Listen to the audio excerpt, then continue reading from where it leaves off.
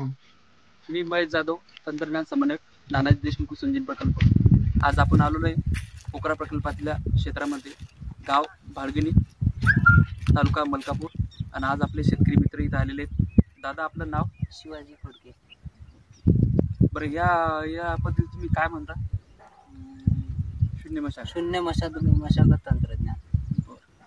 आता याची माहिती तुम्हाला कुठं मिळाली साधारणतः? याची माहिती तुमच्याकडून प्रकल्पाच्या वतीने मिळाली सर. आता याची सुरुवात झाली तर कापूस कापाला किती मजूर लागली तुम्हाला?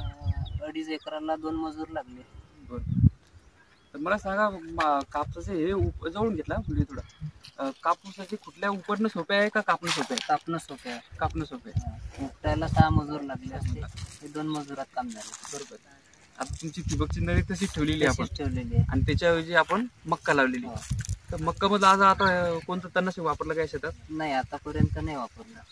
आता मग हे जे फुटवा फुटला, हा तुम्ही कसा कंट्रोल करताल? आता हे फुटवा फुटल्यानंतर आणखी पाहायचं, म्हणजे राहिलेल्या खुट्यांना फुटू द्यायचे आणि नंतर टिंजर नावाचं तणनाशक आहे मका पिकासाठी स्पेशल, ते वापरायचं.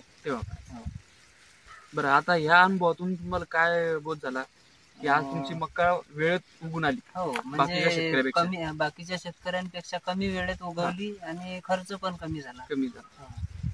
बाकी शेतकरी काय काय करतील? कापूस उपटून टाकतील, कपाशीचं पीक उपटून टाकतील, परत नळ्या जमा करतील. त्याच्यामध्ये ट्रॅक्टरने नांगरणी, रोटावेटर, परत नळ्या टाकणे, पुन्हा मका लावणे, म्हणजे जवळपास 10 ते 15 दिवस त्यांचे वेस्ट होणार. जे आपण म्हणू तुमचा या 15 दिवस पुढे आलो. वेळ बी वाचला, ओलाव्याचा फायदा झाला आणि पैसेही वाचले.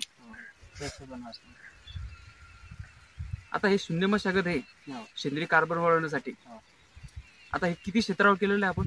2.5 एकरावरती केलेलं आहे. 2.5 एकरावर. चांगली सुरुवात तुमच्या या भागात झालेली आहे.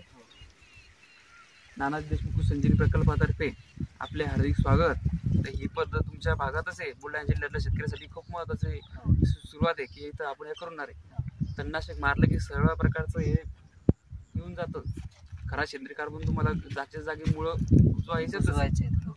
याच्यात आता तुम्ही दाण काढून घ्या, काय प्रॉब्लेम.